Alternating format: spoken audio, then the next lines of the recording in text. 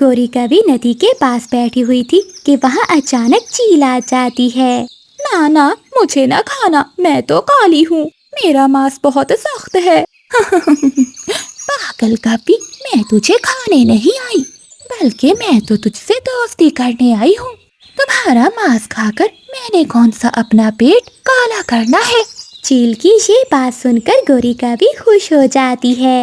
कभी अगर तुम मुझे कोई नरम नरम पक्षी खाने को ला दो तो मैं तुम्हें अपने सोने के झुमके दूंगी। चाची चील, ये काम तो मेरे लिए बहुत आसान है, मैं किसी न किसी पक्षी को ले आऊंगी। फिर चील अपने घर चली जाती है। चील पहाड़ों के पास गुफा में रहती थी। गोरी कभी बुलबुल के पास जाती है। मोटी बुलबुल, चिड़िया बुला रही है तुम्हें, मुझे उसी ने भेजा है। लेकिन चिड़िया कहाँ है? वो पहाड़ों पर बैठी है, चलो जल्दी से मेरे साथ चलो। ऐसे धोखे से गोरी कभी बुलबुल को अपने साथ ले जाती है। जब वो दोनों पहाड़ों पर पहुंच जाती है तो गोरी कभी बुलबुल से कहती है, गोरी, रानू चिड़िया कहाँ है? अभी तो यहीं बैठी थी, न जाने कहाँ चली गई। फिर गोरी कभी ऊंची आवाज में बोलती है, मैं आ गई, मैं आ गई। गोरी की आवाज सुनकर चील आहिस्ता से अपनी गुफा से निकलती है और वो पीछे से आकर बुलबुल को अपने पंजों में दबोच लेती है। धोखा, गोरी, तुमने मुझे धोखा दिया है। तुम्हें धोखा न देती तो मेरी चाची का पेट कैसे भरता, मोटी बुलबुल। फिर चील बुलबुल को मार देती है। गौरी, अब तुम जाओ, मैं इसे डिनर में खाऊंगी। सहेली, मेरे झुमके नहीं दोगी मुझे? मैं भूल गई, मैं अभी तुम्हें झुमके लाकर देती हूँ। फिर चील अपनी गुफा में जाती है और वो नकली सोने के झुमके गोरी कभी को लाकर दे देती है। गौरी, कल किसी और पक्षी को ले आना, मैं तुम्हें सोने का हार भी दूंगी। ये सुनकर गोरी कभी खुश हो जाती है। तुम चिंता ना करो चील चाची, मैं कल फिर किसी को धोखा देकर यहाँ ले आऊंगी। फिर गोरी कभी वहाँ से चली जाती है। अगले दिन गोरी कभी मिठू तोते के पास जाती है और उसे कहती है, मिठू, मेरे सुंदर भैया, पहाड़ों में एक तोती रहती है और वो शादी करना चाहती है। उसे भी तुम्हारे जैसे सुंदर तोते की तलाश है। क्या क्या सच कह रही हो तुम गौरी? मैं भला तुमसे झूठ क्यों बोलूंगी, तुम मेरे साथ आओ और खुद ही अपनी शादी की बात कर लो उस सुंदर तोती से। फिर मिठू तोता खुश हो जाता है और वो गोरी कभी के साथ चला जाता है। गोरी कभी पहाड़ों पर जाकर ऊंची आवाज से कहती है, मैं आ गई, मैं आ गई। चील गोरी कभी की आवाज सुनकर अपनी गुफा से निकलती है, लेकिन मिठू तोता चील को देख लेता है। मिठू तोता गोरी कभी को धक्का देकर वहाँ से उड़ जाता है। भाग गया गौरी, वो तोता तो बहुत तेज निकला। चील चाची, ये सब तुम्हारी वजह से हुआ है, मैं तो मिठू को धोखा देकर यहाँ ले आई थी। गौरी, मेरी भूख बढ़ रही है, जल्दी से जाओ किसी और पक्षी को लेकर आओ। गोरी कभी फिर से जंगल में उड़ती है और वो रानी चिड़िया के पास जाती है। चिड़िया बहन, ये सूखा दाना क्यों खा रही हो? चलो मेरे साथ, पहाड़ों पर मीठे फलों का पेड़ है। पीछे से मिठू तोता भी वहाँ आ जाता है। चिड़िया चिड़िया, ये धोखेबाज है, इसके साथ मत जाना, ये वहाँ जाकर चील को बुला लेती है। मैं अपनी जान बहुत मुश्किल से बचा कर आया हूँ। धोखेबाज, धोखेबाज कभी, तुम्हें जरा भी शर्म नहीं आती? फिर गोरी कभी वहाँ से चली जाती है। वो अपने सोने के झुमके लेकर चाचा सुनार के पास जाती है। चाचा सुनार, मैं ये अपने सोने के झुमके बेचने आई हूँ। चाचा छम छम वो सोने के झुमके देखता है और हंसता है। हो, काली कवि, ये तो नकली सोने के झुमके हैं। क्या? तो क्या उस चील चाची ने मुझे धोखा दिया? मैं अभी जाकर उस चील चाची से पूछती हूँ। गोरी कभी जल्दी से उड़ती है और वो चील चाची के पास उसकी गुफा में जाती है। चील चाची, तुमने मुझे धोखा दिया है, तुमने मुझे सोने के झुमकों का कहकर नकली झुमके दिए हैं। गौरी, मेरे पास आओ और मेरे कानों से ये असली सोने के झुमके उतार लो। गोरी कभी खुश हो जाती है और वो चील के पास चली जाती है। जैसे ही गोरी आगे बढ़ती है तो चील गोरी कभी को अपने पंजों में दबोच लेती है। चाचा चील चाची, तुम क्या करने वाली हो? पेट काला होता है तो क्या हुआ, आज मैं तुझे मारकर ही अपनी भूख मिटाऊंगी। नहीं चील चाची। लेकिन चील गोरी कवि को मारकर खा जाती है और गोरी कवि के पंख गुफा के बाहर फेंककर वहाँ से दूसरे जंगल चली जाती है। दूसरे दिन जब रानू चिड़िया और मिठू तोता गुफा के पास से गुजरते हैं तो गोरी कवि के पंख वहाँ गिरे हुए देखकर सब समझ जाते हैं। चिड़िया बहन, मैं भी सोच रहा था कि गोरी कवि कल से कहाँ चली गई है। उसे तो अपनी चाची ही खा गई है। मिठू भैया जो दूसरों के साथ धोखा करता है उसके अपने साथ भी धोखा ही होता है। फिर वो दोनों वहाँ से चले जाते हैं। माँ, वो देखो चील आ रही है, क्या वो हमें मार देगी? ये सुनकर चील गोरी कवि की बात का मजाक उड़ाती है। ओए काली कवि, अभी मेरे इतने बुरे दिन नहीं आए जो मैं तो जैसी काली कवि का मांस खाऊंगी। तुम माँ बेटी के शरीर में हड्डियों के सिवा है ही क्या? मैं खाऊंगी भी तो क्या खाऊंगी? वैसे भी मैं कमजोर पक्षियों का शिकार नहीं करती। ऐसा कहते हुए वो चील वहाँ से चली जाती है। माँ, क्या हम इतने कमजोर हैं कि ये चील हमें खाने के लायक भी नहीं समझती? गोरी बेटी, तुम कमजोर नहीं हो, तुम इनसे टक्कर भी ले सकती हो। बस तुम्हारा हौसला बुलंद होना चाहिए। और हौसले को बुलंद करने के लिए मुझे क्या करना होगा? गोरी, फिलहाल तो हमें पेट भरकर भोजन खा लेना चाहिए। चल बेटी, नदी के पास मीठे फल खाने चलते हैं। फिर गोरी कवि नदी पर अपनी माँ के साथ मीठे फल खाने जाती है। वो दोनों मीठे फल खा रही थी कि तभी वहाँ पर एक शिकारी पास आ जाता है। माँ, क्या ये बाज हमें मार डालेगा? डर नहीं बेटी, ये बाज हमारा कुछ नहीं बिगाड़ सकता। वो ऐसे बातें कर ही रहे थे कि तभी वहाँ पर एक शिकारी आ जाता है। यही रुक जा बास, अगर उड़ा तो मैं सीधी गोली चला दूंगा।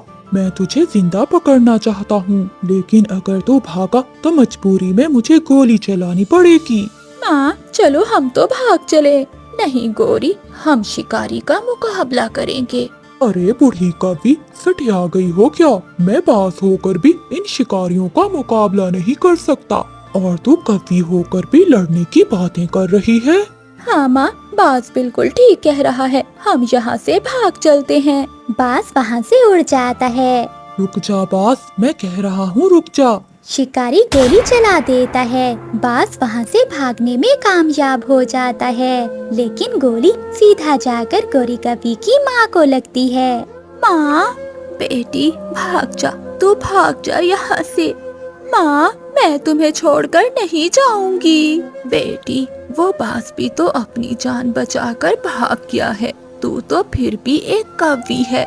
माँ, तेरे मरने के बाद मेरे पास खोने के लिए कुछ भी नहीं है। मैं किसी से नहीं डरूंगी। तू देखना माँ, मैं एक दिन इस जंगल की सबसे ताकतवर और शक्तिशाली कवि बनकर ही रहूंगी। गोरी कवि की ये बात सुनकर उसकी माँ को बहुत अच्छा लगता है। बेटी, अब मैं चैन से मर सकूंगी क्योंकि तेरा कलेजा अब शेर से भी ज्यादा ताकतवर हो गया है। ऐसा कहते हुए गोरी की माँ की मृत्यु हो जाती है। माँ, माँ, उठो माँ। यूं ही कई दिन गुजर जाते हैं। एक दिन गोरी कवि अपनी माँ को याद करके उदास बैठी हुई थी। तभी रानू चिड़िया वहाँ आती है। क्या हुआ गोरी बहन, तुम क्या सोच रही हो? गोरी, ये वक्त सोचने का नहीं है, अपनी माँ के साथ किया हुआ वचन निभाओ। अब तुम इस जंगल की एक ताकतवर कवि बनकर दिखाओ। चिड़िया, तुम ठीक कह रही हो, मैं आज ही उल्लू के पास जाकर ट्रेनिंग शुरू कर देती हूँ। फिर गोरी कवि उल्लू के पास चली जाती है। अरे कवि, तुम यहाँ क्या करने आई हो? उल्लू भैया, मैं तुमसे लड़ने की ट्रेनिंग लेने आई हूँ। कराटे सीखकर मैं इस जंगल की डॉन बनना चाहती हूँ। कवि, क्या मैं पूछ सकता हूँ कि तुम इस जंगल की डॉन क्यों बनना चाहती हो? मैंने अपनी आँखों के सामने अपनी माँ को मरता हुआ देखा है। मैं अपने जंगल में सभी पक्षियों की रक्षा करूँगी। ठीक है कवि, मैं तुम्हें जरूर सिखाऊंगा, क्योंकि जंगल में जब शिकारी आते हैं तो सभी पक्षी भाग जाते हैं और हमारे जंगल का कोई भी पक्षी बाज और चील का मुकाबला नहीं कर सकता। ये तो बहुत अच्छा हुआ कि कोई आया है जो इस जंगल की रक्षा करना चाहता है। फिर गोरी कवि की ट्रेनिंग शुरू हो जाती है। अब गोरी, मैं तुम्हें जान बचाने का तरीका सिखाऊंगा। जान बचाने का नहीं बल्कि जान लेने का तरीका सिखाओ। ये सुनकर उल्लू हैरान हो जाता है। जान लेने का गुण सीखने के बाद अपने कदम पीछे तो नहीं लोगी कभी? अगर मुझे कदम पीछे ही लेने होते तो मैं यहाँ क्यों आती? अगर किसी दिन बाज से मुकाबला हुआ तो? उस दिन का तो मुझे बेसब्री से इंतजार रहेगा। ये सुनकर उल्लू खुश हो जाता है। फिर गोरी कवि की ट्रेनिंग शुरू हो जाती है। कई महीनों की ट्रेनिंग के बाद गोरी कवि शक्तिशाली और ताकतवर बन जाती है। उल्लू सर जी, तुम्हारा बहुत बहुत धन्यवाद। अब मैं किसी भी पक्षी से लड़ाई कर सकती हूँ। एक दिन गोरी कवि जंगल से गुजर रही थी तो उसने देखा कि मिठू तोता जमीन पर पड़ा गिड़गिड़ा रहा है और उसके सामने चील खड़ी थी। मुझे मत मारो, मुझे मत मारो। तुझे छोड़ दूं तो मैं खाऊंगी क्या? जैसे ही चील आगे बढ़ती है तो गोरी कवि वहाँ आ जाती है। रुक जाओ चील, अगर अपनी जान प्यारी है तो इसी समय यहाँ से चली जाओ। लगता है कवि तुझे अपनी जान प्यारी नहीं है। चील, शायद तुम्हें पता नहीं है कि मैं अब वो डरी हुई कवि नहीं रही जिसका शिकार तुम आसानी से कर सकती थी। अब तो मैं तुझे भी मार सकती हूँ। अरे, मेरे इतने बुरे दिन आ गए कि अब मुझे ये कवि मारेगी। लगता है मिठू से पहले तुझे ही मारना पड़ेगा। ये कहते हुए वो चील गोरी कवि पर हमला कर देती है, लेकिन गोरी कवि भी अपनी तेज चोंच से चील पर वार कर देती है। गोरी कवि खूब मुकाबला करती है और वो अकेली ही चील को मार देती है। ये बात जंगल में आग की तरह फैल जाती है। चिड़िया बहन, मेरे सामने गोरी कवि ने अकेले ही चील को मार दिया। अरे वाह, ये तो बहुत अच्छा हुआ। हाँ चिड़िया, अगर मुझ पर कोई भी आफत आएगी तो मैं सबसे पहले गोरी कवि के पास ही जाऊंगा। अगले दिन ये बात बाज को भी पता चल जाती है। वो कवि जितनी भी ताकतवर हो पर मुझे नहीं हरा सकती। मुझे जाकर उस कवि को मारना होगा, वरना जंगल का कोई भी पक्षी मुझसे नहीं डरेगा। फिर वो बाज उड़ते हुए गोरी कवि के पास आता है। बाकी सब पक्षी भी वहीं जमा थे। अरे कवि, अगर तू इतनी ही शक्तिशाली है तो मुझसे लड़ाई करके देख। तू तो वही कमजोर कवि है जो अपनी माँ को ना बचा सकी। हाँ बास, मैं तुमसे लड़ने के लिए तैयार हूँ। तुम अगर उस दिन डरकर ना भागते और शिकारियों का मुकाबला करते तो मेरी माँ आज जिंदा होती। फिर दोनों में लड़ाई शुरू हो जाती है। कभी गोरी कवि बाज को मारती तो कभी बाज गोरी कवि को मारता। दोनों की लड़ाई जारी रहती है। अंत में गोरी कवि बाज को हरा देती है और बाज मर जाता है। गोरी, तुमने कर दिखाया। आज से हमारे जंगल की रानी गोरी कवि है। हाँ चिड़िया बहन, तुम ठीक कह रही हो। गोरी ही हमें जंगल के जालिम पक्षियों से बचा सकती है। अब जंगल के सभी पक्षी बिना खौफ और डर के रहने लगे थे, क्योंकि उनके जंगल की रानी एक शक्तिशाली और ताकतवर गोरी कवि जो थी। जंगल का मौसम बदल रहा था, लेकिन बाहर आने में अभी कुछ दिन बाकी थे। उन दिनों जंगल में भोजन की बहुत कमी थी, परंतु कबूतर का घर जिस पेड़ पर था वहाँ ढेर सारे आम लगे हुए थे। कबूतर भी उन दिनों बहुत आलसी हो गया था। वो सुबह सुबह उठता, कुछ आम खाता और फिर से सो जाता। कबूतर उड़कर दूसरे पेड़ तक भी नहीं जाता था। कालू जी उठो, चलो भोजन लेने चले। गोरी, तुम्हें तो पता है कि रात से मेरे पेट में दर्द है। मुझसे नहीं जा होगा, तुम आज अकेली ही जाकर भोजन ले आओ। कालू, तुम्हारा हर रोज नया बहाना होता है। फिर गोरी कवि अकेली ही भोजन की खोज में चली जाती है। रास्ते में गोरी कवि को रानू चिड़िया और मिठू तोता मिल जाते हैं। गोरी बहन, आज कहाँ जाना है भोजन लेने? चिड़िया बहन, आसपास तो मैं सब देख आई हूँ, मगर कहीं भी भोजन नहीं मिला। क्यों ना आज हम कबूतर के पास चले और उससे आम ले लें। हाँ हाँ गोरी, मैंने भी देखा है, कबूतर के पेड़ पर बहुत आम लगे हुए हैं। फिर वो सब अपने दोस्त कबूतर के पास चले जाते हैं। कबूतर तो अपना पेट भरकर सोया हुआ था। रानू चिड़िया कबूतर को आवाज देती है, कबूतर भैया उठो, उठो कबूतर भैया। कबूतर उठ जाता है। मेरी नींद खराब कर दी। क्या हुआ? आप सब यहाँ क्यों आए हैं? शार्क कबूतर, हमें कहीं से भी भोजन नहीं मिल रहा। भोजन की खोज में बहुत दूर दूर तक जाना पड़ता है। आज तुम हमें अपने पेड़ से कुछ आम दे दो। ना जी ना, मैं अपने पेड़ से एक भी आम नहीं दूंगा। ये पेड़ भी मेरा है और इस पेड़ पर लगे आम भी मेरे हैं। गंदी आंखों वाले, इतने आम खाकर मरोगे तुम। क्या हुआ अगर तुम हम सबको भी एक एक आम दे दो तो? कबूतर भैया, मिल बांटकर खाने से भोजन का स्वाद और भी बढ़ जाता है। आप सब मुझे तंग ना करो, मुझे अकेले ही आम खाने में स्वाद आता है। अच्छा, याद रखना गंदी आंखों वाले, मैं बदला जरूर लूंगी तुमसे। फिर वो तीनों वहाँ से चले जाते हैं और कबूतर फिर से सो जाता है। सभी पक्षी उड़ते उड़ते दूर पहाड़ों की ओर चले जाते हैं। तभी उन्हें वहाँ कुछ दाने चावल के मिल जाते हैं। मिल गया, हमें भी भोजन मिल ही गया।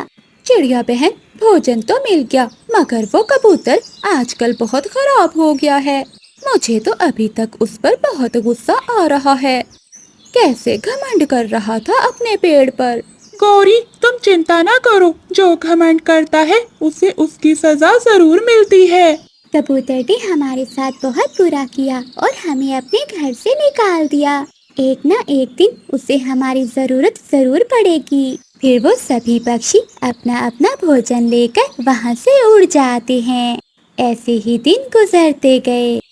कबूतर तो आराम आराम से अपने पेड़ से आम खाता रहा और बाकी पक्षी भोजन के लिए दूर दूर तक जाते थे। फिर एक सुबह जब कबूतर सोकर उठता है तो उसके सारे आम पेड़ से टूटकर नीचे गिरे हुए थे, क्योंकि वो आम बहुत ज्यादा पककर खराब हो गए थे। अरे, मेरे तो सारे आम खराब हो गए। इससे तो अच्छा था कि मैं ये आम दूसरे पक्षियों में बांट देता। चलो, एक दो दिन तो और सुकून से गुजर जाएंगे। फिर कबूतर एक आम उठाकर जैसे ही खाने लगता है तो वो देखता है कि आम में तो कीड़े लग चुके थे। छी छी, इन आमों में तो कीड़े पड़ गए हैं। अब मुझे दूसरे पक्षियों की तरह भोजन की खोज में जाना होगा। ऐसा सोचकर कबूतर वहाँ से उड़ता है, परंतु थोड़ा सा ही उड़ने के बाद कबूतर थक जाता है, क्योंकि वो तो कई महीनों से उड़ा ही नहीं था। इसी कारण वो बहुत आलसी हो गया था और नीचे गिर जाता है। जब दूसरे पक्षी भोजन लेकर वापस आ रहे थे तो वो मिट्ठू को गिरा हुआ देखकर वहाँ आते हैं। कबूतर भैया, आज इतने दिनों बाद आपको घोंसले से बाहर देखा है। क्या आम खत्म हो गए हैं आपके? कीड़े पड़े इस गंदी आंखों वाले के आम में। ऐसा ही है गौरी, सच में मेरे आमों में कीड़े पड़ गए हैं। मैं भोजन ढूंढने जा रहा था, परंतु मुझसे उड़ा ही नहीं जा रहा। उड़ोगे भी कैसे? मुझे तो लगता है कि तुम उड़ना ही भूल गए हो। मुफ्त के आम खा खा कर तुम्हारा शरीर सुस्त हो गया है। अब पता चला, गंदी आंखों वाले। चिड़िया, चलो यहाँ से। ऐसा कहते हुए गोरी कवि और मिठू तोता वहाँ से चले जाती हैं। लेकिन रानू चिड़िया कबूतर से कहती है, कबूतर भैया, ये लें, कुछ दाने आप मुझसे ले लें, क्योंकि हम आपके दोस्त हैं और हम आपको ऐसे हाल में नहीं देख सकते। लेकिन आपने जो हमारे साथ किया वो भी याद करो। चिड़िया बहन, मुझे माफ कर दो, मैं भूल गया था कि ये आम तो 4 दिन के हैं। फिर रानू चिड़िया वहाँ से चली जाती है। फिर कबूतर वो दाने लेकर बहुत मुश्किल से उड़ते हुए अपने घोंसले तक जाता है। वो इतना ही उड़ने से बहुत थक जाता है। प्यारे दोस्तों, अपनी जिंदगी को इतना भी आरामदेह मत बनाओ कि समय आने पर आपसे कोई भी काम ना हो, क्योंकि फारिग रहने से शरीर सुस्त हो जाता है। आपका धन्यवाद। लूसी कबूतरी की माँ का फोन आता है। लूसी बेटी, मैं कल सुबह तुम्हारे पास आ रही हूँ।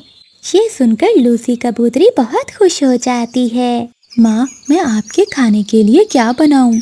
बेटी, मुझे गाजर की खीर बहुत पसंद है, तुम मेरे लिए गाजर की खीर बना लेना। फोन बंद हो जाता है। लूसी कबूतरी घर से भागी भागी नदी पर अपने पति कबूतर के पास जाती है। कबूतर जी, आप जल्दी से जाएं और किसान के खेत से कुछ गाजर ले आएं। कल मेरी माँ आ रही है और मुझे अपनी माँ के लिए मीठी खीर बनानी है। लूसी, माँ के बहाने मुझे भी गाजर की खीर खाने को मिलेगी। मेरा भी कई दिनों से मन कर रहा था गाजर की खीर खाने को। फिर कबूतर वहाँ से किसान के खेत की ओर गाजर लेने चला जाता है और लूसी कबूतरी शक्कर और दूध लेने चली जाती है।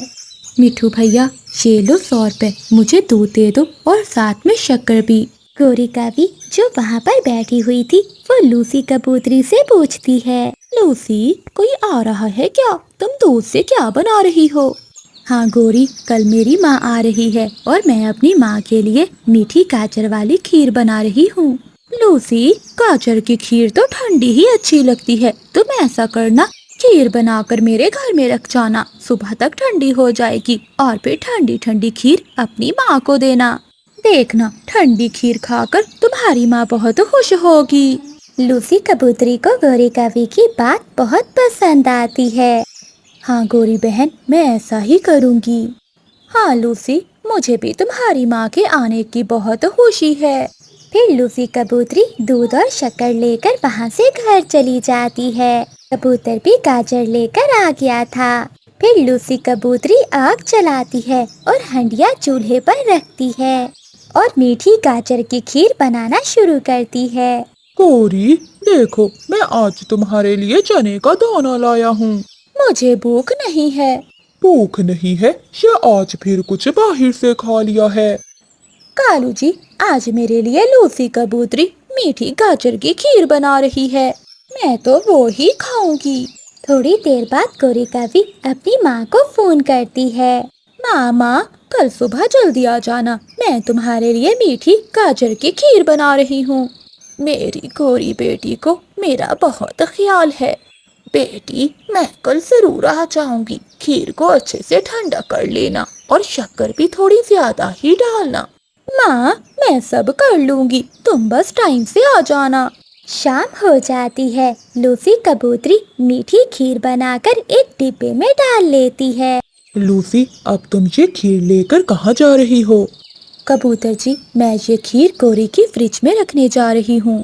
माँ को ठंडी ठंडी खीर बहुत पसंद आएगी। फिर लूसी कबूतरी खीर का डिब्बा लेकर घर से निकलती है और गोरी कवि के घर पहुँच जाती है। लूसी, तुम चिंता ना करो, मैं फ्रिज को थोड़ा तेज कर देती हूँ। सुबह तक तुम्हारी ये खीर बर्फ की तरह ठंडी ठंडी हो जाएगी। ठीक है गोरी, मैं सुबह सुबह खीर ले जाऊंगी। फिर लूसी कबूतरी वहाँ से चली जाती है। ये खीर तो अब मेरी माँ ही खाएगी। रात हो जाती है। जब कालू कौवा फ्रिज खोलता है तो ठंडी ठंडी गाजर की खीर देखकर कालू कौवे के मुंह में पानी आ जाता है। गोरी सो रही थी। कालू कौवा मजे मजे से खीर खाने लगता है। वो जी भरकर खीर खाता है और बाकी की खीर फ्रिज में रखकर सो जाता है। सुबह सवेरे गोरी की माँ पहुँच जाती है। गोरी, गोरी बेटी उठो, देखो मैं आ गई हूँ। माँ, तू तो कुछ जल्दी ही आ गई। क्या करूँ बेटी, ठंडी ठंडी खीर के स्वाद ने मुझे सारी रात सोने नहीं दिया। फिर गोरी कभी फ्रिज खोलती है। कालू, डिब्बे में से खीर तुमने खाई थी क्या? हाँ गोरी, रात को भूख लग गई थी, मैंने थोड़ी सी खीर खा ली। बेशर्म, मैंने अपनी माँ के लिए खीर बनाई थी। फिर गोरी कभी बची हुई खीर अपनी माँ को दे देती है और गोरी की माँ जी भरकर वो खीर खाती है। थोड़ी देर बाद दरवाजे पर दस्तक होती है। गोरी कभी दरवाजा खोलती है। गोरी, लाओ, मुझे मेरी खीर दे दो। कौन सी खीर? गोरी, वही खीर जो मैं रात को तुम्हारे फ्रिज में रख कर गई थी। नहीं नहीं लूसी, मेरे फ्रिज में तो कोई भी खीर नहीं है। गोरी कभी साफ मुकर जाती है। गोरी, मेरी खीर मुझे वापस दो, वरना मैं शोर मचाऊंगी। चल चल भाग यहाँ से, चुपचाप अपने घर चली जा, वरना मैं तुझे बहुत मारूंगी। फिर लूसी कबूतरी शोर मचाती है और सभी पक्षियों को वहाँ पर बुला लेती है। जंगल के सारे पक्षी गोरी के घर के बाहर इकट्ठे हो जाते हैं।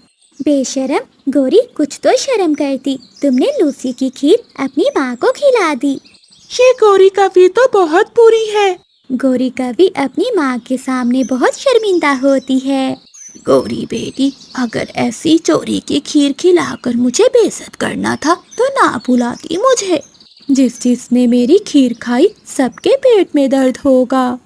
ऐसे गोरी कभी अपनी माँ के सामने बहुत शर्मिंदा होती है। मिठू तोते के बाग में अमरूदों के पेड़ थे जिस पर पके पके हुए अमरूद लगे हुए थे। गोरी कभी वो अमरूद खाना चाहती थी। मैं चिड़िया को साथ लेकर आती हूँ, फिर हम मिलकर दोनों अमरूद खाएंगी। अगर पकड़े गए तो चिड़िया मार खाने के लिए मेरा हिस्सा बटाएगी। गोरी कभी ये सोचकर रानू चिड़िया के पास जाती है। चिड़िया चिड़िया, कहाँ जा रही हो? मैंने सुना है कि किसान ने गंदम की फसल काट ली है। मैं खेत में गिरे हुए दाने ढूंढने जा रही हूँ। चिड़िया, नदी के उस पार अमरूदों का बाग है जिसमें पके पके हुए अमरूद लगे हुए हैं। हम दोनों जाकर वहाँ अमरूद खा लेते हैं। अमरूदों का सुनकर रानू चिड़िया खुश हो जाती है। गोरी, वहाँ कोई खतरा तो नहीं है? ना ना, कोई खतरा नहीं है, बस तुम मेरे साथ चलो। फिर गोरी कभी रानू चिड़िया को अपने साथ ले जाती है। वो दोनों अमरूदों के बाग में पहुँच जाते हैं। चिड़िया, मैं तुम्हें सच बता रही हूँ, ये बाग मिठू तोते का है। अगर मिठू तोता आ गया तो मुझे बता देना। पहले मैं अमरूद खा लेती हूँ और तुम ध्यान रखना, अगर मिठू आ जाए तो मुझे बता देना। गोरी, तुमने मुझे पहले क्यों नहीं बताया? मैं चोरी के अमरूद नहीं खाऊंगी। मगर मैं तो खाऊंगी। फिर गोरी कभी मजे मजे से अमरूद खाने लगती है। पीछे से मिठू तोता भी अपने पंखों में डंडा लिए आ जाता है। रानू चिड़िया दूर से मिठू तोते को देख लेती है। गोरी गोरी, मिठू आ रहा है, चलो भाग चले। लेकिन गोरी कभी चिड़िया की कोई बात नहीं सुनती और अमरूद खाती रहती है। जब मिठू तोता करीब आ जाता है तो रानू चिड़िया पेड़ के पीछे छुप जाती है। मिठू पीछे से आकर एक डंडा गोरी की पूंछ पर मारता है। चोर चोर, मेरे अंगूर चोरी करती हो? ना ना मिठू, मुझे और ना मारना, मेरे साथ चिड़िया भी अमरूद खाने आई थी। अगर एक डंडा मुझे मारा है तो एक डंडा उसे भी मारो। तभी रानू चिड़िया भी पेड़ से बाहर आ जाती है। मिठू मिठू, ये गोरी मुझे झूठ बोलकर ले आई थी। मैंने तुम्हारे अमरूद नहीं खाए। अच्छा, नहीं खाए तो पेड़ के पीछे क्यों छुपी थी? फिर मिठू तोता एक डंडा रानू चिड़िया की पूंछ पर मारता है और दोनों को वहाँ से भगा देता है। गोरी, तुमने मेरे साथ बहुत बुरा किया है। आज से मेरी और तुम्हारी दोस्ती खत्म हुई। चिड़िया, इसलिए तो मैं तुम्हें अपने साथ लेकर गई थी। मेरे हिस्से का एक डंडा तो तुमने बांट लिया। फिर गोरी कभी वहाँ से चली जाती है। उसका पेट तो भर चुका था। वो आराम से अपने घर में जाकर सो जाती है और चिड़िया बेचारी फिर से दाने की खोज में निकल जाती है। अभी कुछ ही दिन गुजरे थे कि रानू चिड़िया गोरी से अपना बदला लेने का सोचती है। चिड़िया एक दिन चील के पास जाती है। चील दी, एक कौवी हर रोज शाम के बाद आकर आपकी मकई की फसल खाती है। कौन है चिड़िया वो कौवी? उसे मेरे पास लेकर आओ। ठीक है चील दी, मैं कल उसे ले आऊंगी, मगर आप उसे ही मारना, मुझे ना कुछ कहना।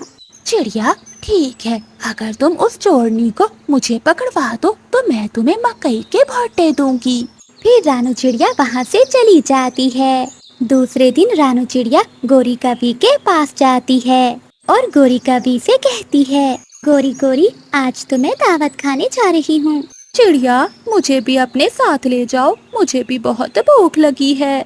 तुम मेरी दोस्त तो नहीं हो, मगर मुझे फिर भी दया आती है तुम पर। मैं तुम्हें अपने साथ ले ही जाती हूँ। चिड़िया, तुम यहीं रुको, मैं अपने पति कालू को भी बुला कर लाती हूँ, उसे भी अपने साथ ले जाते हैं। ठीक है, जल्दी आना, मैं इंतजार कर रही हूँ तुम्हारा। गोरी कौवी अपने घर जाती है। कालू, चिड़िया दावत खाने जा रही है, हम दोनों भी चिड़िया के साथ जाएंगे और रंग बिरंगे भोजन खाएंगे। गौरी, मेरा तो आज मकई का भुट्टा खाने को मन कर रहा है। क्या मुझे मकई का भुट्टा मिलेगा? मिलेगा मिलेगा, सब मिलेगा। फिर गौरी कवि कालू को साथ लेकर चिड़िया के साथ मकई के खेत में चले जाती हैं। चिड़िया, क्या हम इस खेत से मकई के भुट्टे खा सकते हैं? हाँ हाँ, क्यों नहीं, तुम जितने चाहो उतने खाओ। कालू, मैं तो वो बड़े बड़े भुट्टे खाऊंगी। फिर कालू और गौरी अपने ध्यान मकई के भुट्टे खाने लगती हैं। पीछे से चील डंडा लेकर आ जाती है। रुको रुको, चोर कहीं के, मैं छोड़ूंगी नहीं तुम्हें। चाचा चील, चील दी, हमें तो ये चिड़िया लेकर आई थी। हम तो चिड़िया के साथ यहाँ दावत खाने आए हैं। झूठ, कितना बड़ा झूठ गौरी, मैंने कब कहा तुम्हें यहाँ आने के लिए। फिर गौरी कवि समझ जाती है कि ये चिड़िया उससे उस दिन का बदला ले रही है। फिर चील उन कपों की खूब पिटाई करती है। गौरी की बच्ची, मुझे ये मार तुम्हारी वजह से पड़ रही है। नहीं नहीं कालू जी, मेरी वजह से नहीं बल्कि चिड़िया की वजह से पड़ रही है। कबो जैसा करोगे वैसा भरोगे। ऐसा कहते हुए रानू चिड़िया वहाँ से चली जाती है और वो दोबारा उन कपों से बात नहीं करती। जंगल में कई दिनों से चोरियां हो रही थीं। एक रात तेज बारिश में कबूतर और कबूतरी अपने घर में सोए हुए थे कि उनके घर में चोर घुस आता है। वो चोर कौवा अपनी लाइट जला जलाकर चीजें देख रहा था। उसने बहुत आराम आराम से लूसी कबूतरी के गहने निकाल लिए थे और फिर संदूक की ओर बढ़ता है। तभी कालू कौवे का पंख गिलास से टकराता है और गिलास नीचे गिरकर टूट जाता है। गिलास टूटने की आवाज से लूसी कबूतरी और कबूतर जाग जाते हैं। चोर चोर, कौन है कौन है? कालू कौवा खिड़की के रास्ते से निकलने की कोशिश करता है तो कबूतर तुरंत उसकी पूंछ पकड़कर खींच लेता है। लूसी, लाइट जलाओ, जल्दी से लाइट जलाओ। लूसी कबूतरी जल्दी से लाइट का बटन ऑन करती है। कालू, कालू कौवे तुम? कबूतर जी, ये तो कालू कौवा है, आप इसकी पूंछ छोड़ दें वरना टूट जाएगी। लूसी, ये कालू है या काला? ये चोर है। तो इसका मतलब कालू, तुम ही जंगल में चोरियां कर रहे हो। मम्मा, मैं तो आज ही आया था। लूसी, ये थैली पकड़ लो इस कौवे से। फिर कबूतर कालू कौवे को छोड़ देता है। जाओ, भाग जाओ यहाँ से। ऐसा ना हो कि मैं सभी पक्षियों को यहाँ बुला लूं और सब मिलकर तुम्हारी जान ही ले ले। कालू कौवा तेज बारिश में दुम दबाकर वहाँ से भाग जाता है। कालू जी, आज इतना टाइम क्यों लग गया, कुछ लाए हो क्या? गौरी, मैं पकड़ा गया था। कबूतर और कबूतरी ने मुझे पकड़ लिया था। कालू, ये तो बहुत बुरा हुआ। क्या फिर उस गंदी आंखों वाले ने मारा तुम्हें? नहीं नहीं गौरी, मुझे छोड़ दिया, मुझे मारा नहीं जाने दिया। अपनी चीजें वापस लेकर मुझे छोड़ दिया। फिर वो दोनों कौवा और कौवी सो जाते हैं। अगली सुबह हो जाती है। कबूतर रानू चिड़िया के पास जाता है। चिड़िया बहन, मैं ना कहता था कि मुझे कालू कौवे पर शक है। वो कालू कौवा ही था जो जंगल में चोरियां करता है। आज रात मैंने उसे पकड़ लिया था। कबूतर भैया, वो बूढ़ा हो गया है मगर उसने अभी तक अपने आप को नहीं बदला। आज वो चोरियां करता है, कल को उसका बेटा जग्गू भी चोरियां करेगा। हाँ चिड़िया, तुम ठीक ही कह रही हो। उसका बच्चा कौन सा ठीक पक्षी बनेगा, वो भी एक नंबर का चोर ही बनेगा। आज पूरा दिन कालू कौवा घर में ही रहता है। वो बाहर जाने से डर रहा था। गौरी कवि नदी से पानी पीकर आ रही थी कि मिठू तोता गौरी कवि को देख लेता है। कहाँ है गौरी, तुम्हारा पति कालू? सुना है कल रात कबूतर ने उसे रंगे परों पकड़ लिया है। मोटी चोंच वाले, चोर होगा तेरा बाप। अगर मेरे पति को चोर कहा तो मैं तुम्हें जान से मार दूंगी। चोर चोर चोर, गौरी कवि का पति कालू कौवा चोर। ऐसे कहते हुए मिठू तोता वहाँ से भाग जाता है। शाम को तोता, कबूतर और रानू चिड़िया तीनों मिलकर कौवों के घर जाते हैं। कबूतर भैया, मैं शर्मिंदा हूँ। तो वो गलती हो गई मुझसे कबूतर भैया, मैं दोबारा ऐसा कभी नहीं करूँगा। कालू कवि, अब बस कर जाओ, अपने छोटे बच्चे की ओर देखो। तुम कल को इसे भी चोर बनाओगे। अगर किसी और ने पकड़ लिया तो वो मार मार कर तुम्हारे पंख तोड़ देगा, लेकिन मैंने छोड़ दिया तुम्हें कालू कौवे। फिर कौवा और कवि को समझाने के बाद वो तीनों पक्षी वहाँ से चले जाते हैं। कालू जी, इनकी बातों पर ध्यान न देना। अगर चोरियां नहीं करेंगे तो खाएंगे कहाँ से? परंतु गौरी, मुझे अब डर लगने लगा है। कालू जी, चलो आज की रात बस आखिरी चोरी करते हैं और फिर कल से चोरियां छोड़ देंगे। लेकिन कहाँ, किसके घर में चोरी करनी है? चील की बेटी की शादी है कल, उसके घर में सोने चांदी के गहने होंगे। बस हम आज की रात वहीं चोरी कर लेते हैं और फिर कल से चोरियां बंद कर देंगे। कालू कौवा थोड़ी देर सोचने के बाद मान जाता है। कौवों का छोटा बेटा जग्गू अपने घोंसले में सोया हुआ था। वो घर को बाहर से ताला लगाते हैं और निकल जाते हैं। रात के अंधेरे में वो कौवे चील के घर के पास पहुंच जाते हैं। कालू जी, यहाँ कोई नहीं है, चलो घर के अंदर चलते हैं। गौरी, जरा आहिस्ता बोलो। फिर गौरी और कालू आहिस्ता से दरवाजा खोलकर घर के अंदर चले जाते हैं। चील सो रही थी। कौवा और कवि अलमारी से सारी चीजें चुराकर एक पोटली में डाल लेते हैं। वो चोरी करके चील के घर से बाहर निकलते हैं। वो अभी घर से निकले ही थे कि तेज बारिश शुरू हो जाती है। वो दोनों एक पेड़ के नीचे बैठ जाते हैं।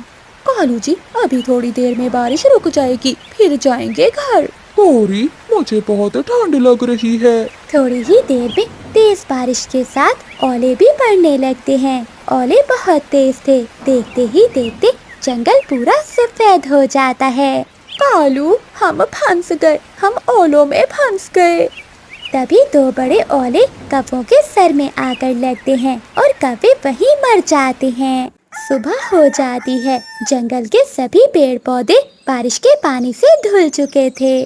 तोता, कबूतर और रानो चिड़िया रात की बारिश देखने के लिए जब जंगल में आते हैं तो उनकी नजर कौवों पर पड़ती है। वो कौवे एक पेड़ के पास मरे हुए पड़े थे। अरे, ये कौवा और कवि तो मरे पड़े हैं। चिड़िया, वही हुआ जिसका डर था। लगता है रात जो बारिश में ओले थे उन्हीं से मर गए होंगे ये दोनों। अरे, यहाँ तो एक पोटली भी है, इसमें क्या है? चिड़िया वो पोटली खोलती है। अरे, इसमें तो चील दी के गहने हैं। चिड़िया बहन, जरूर ये काले कौवे चील के घर से चोरी कर आ रहे होंगे। फिर चिड़िया वो गहने लेकर चील को वापस लौटा देती है। ऐसे कौवों को अपने किए की सजा मिल जाती है। गौरी, कवि और कालू कौवा अपने घोंसले में सोए हुए थे कि दरवाजे पर दस्तक होती है। गौरी कवि दरवाजा खोलती है तो बाहर एक साधु पक्षी खड़ा था। बेटी, मैं भूखा हूँ, मुझे कुछ खाने को दे दो।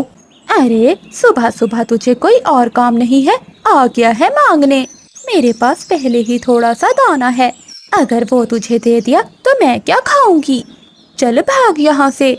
वो साधु पक्षी नाराज होकर वहाँ से चला जाता है। गौरी कवि के पड़ोस में रानू चिड़िया अपनी बेटी गुड़िया के साथ रहती थी।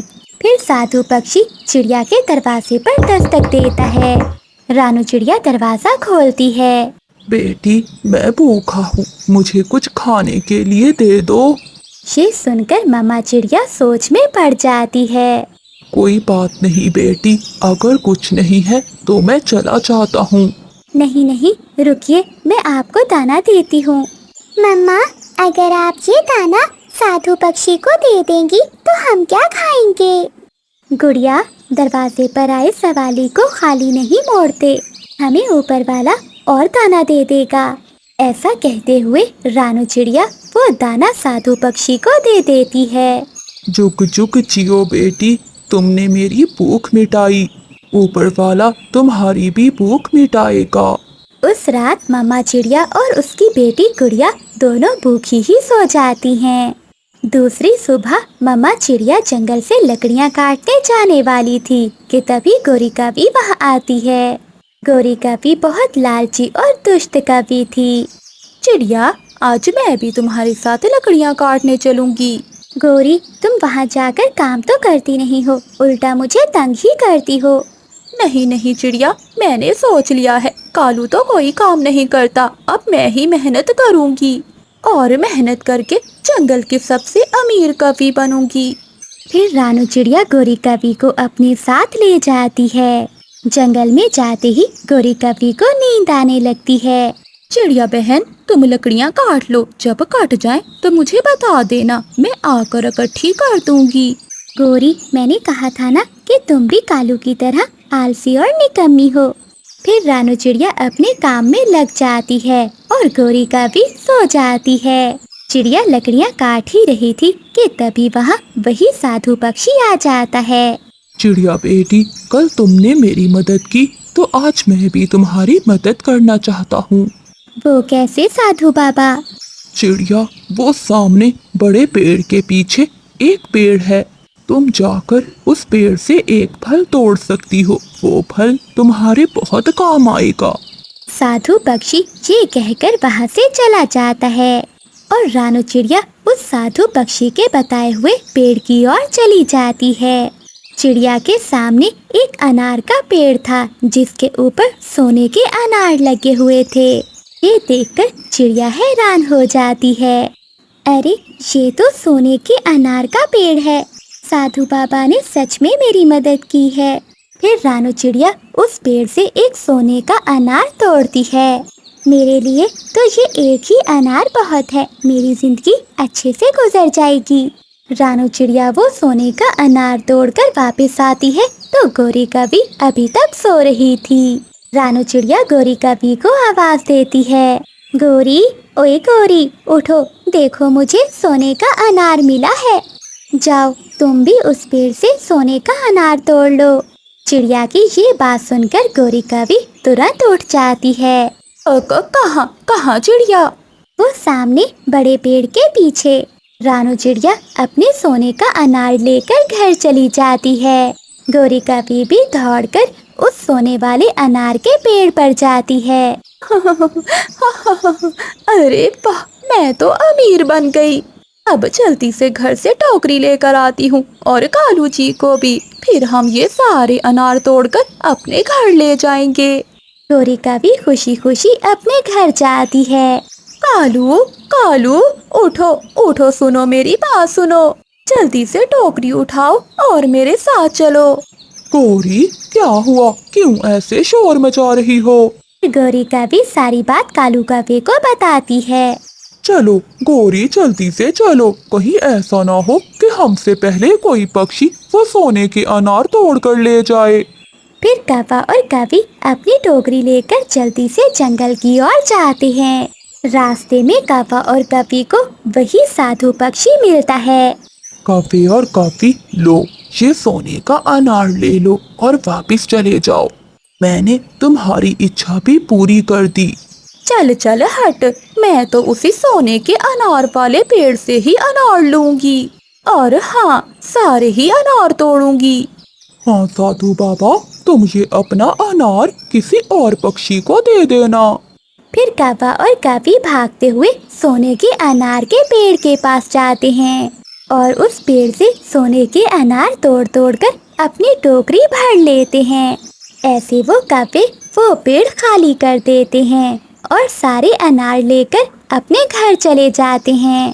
कालू जी, एक बार मैं टोकरी से सोने के अनार गिन लूं।